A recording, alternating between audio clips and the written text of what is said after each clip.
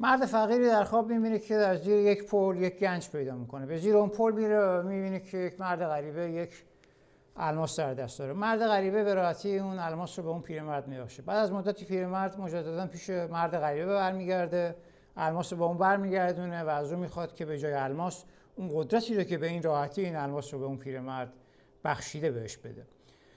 اما این داستان از کتاب آواز پرنده اثر آنتونی دملو، کشیش و رواندرمانگر هندی بود که بیشتر برای من یادآور وارن بافت هستش که تاکنون بیش از 60 میلیارد دلار از کل سرمایه‌اش رو به بنیادهای خیریه مختلف از جمله بنیاد بیل اند ملیندا گیتس بخشیده تا صرف امور خیریه بشه.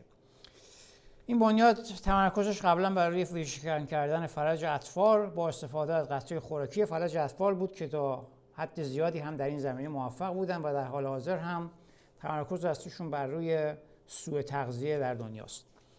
اما نفرات بعدی بیل گیتس هست با مبلغ 60 میلیارد دلار سرمایه‌ای که به عنوان یک خیر صرف امور خیریه کرده. نفر بعدی مکنزی اسکات، همسر سابق جف بزوس، با سرمایه کلی 35 میلیارد دلار که تاکنون چیزی هولوش 16.5 میلیارد دلار از سرمایه خودش رو صرف امور خیریه کرده، یعنی چیزی در حدود 50% از کل سرمایه‌اش رو. و نفرات بعدی هم ایلان ماسک با 15 میلیارد دلار و سرمایه کلی 220 میلیارد دلار و خود جف بزوس هستند.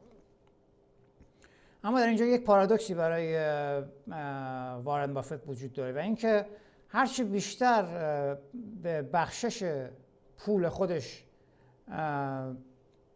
ادامه داده، انگار سرمایه اون سریعتر رشد کرده و در واقع هرچی که بیشتر پولش بخشیده، پول بیشتر به سمت اون اومده و این دقیقاً با اون چیزی که آدم گرانت در کتاب خود تحت عنوان گیو اند تیک به دبستان مطرح میکنه مطابقت داره. به این مفهوم که آدم گرانت میگه که بخشنده ها در دو سوی طیف قرار دارن، یا انقدر پولشون میبخشن که دیگه چیزی براشون باقی نمیمونه و یا این بخشندگی بهشون کمک میکنه که بخشش بیشتری به سمت خودشون جریان پیدا بکنه و این چیزیه که در مورد وارن بافت کاملا صدق میکنه.